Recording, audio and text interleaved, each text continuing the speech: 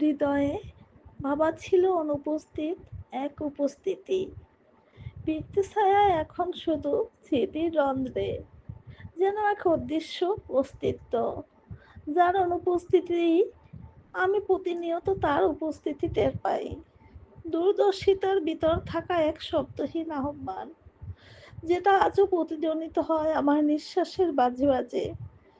তারা যখন বাবাকে নিয়ে লেখে, আমি কেবল এক জীর্ণ হাসপাতালের দেয়ালে গা হেলানো, ব্যান্ডেজে মোড়ানো রক্তাক্ত শরীরে মনে করি, যেখানে মৃত্যু ছিল নৈশব্দ হয়ে, আর আমার ডাক ছিল এক ব্যর্থ চিৎকার।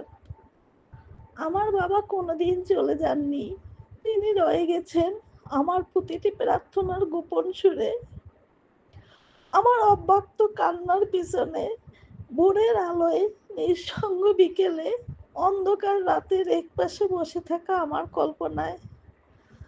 তাকে নিয়ে কেউ কবিতা লেখে, আর আমি বাবার বুকে মুখ গুজে অশ্রু বিন্দুর বারে ডুবে যাই।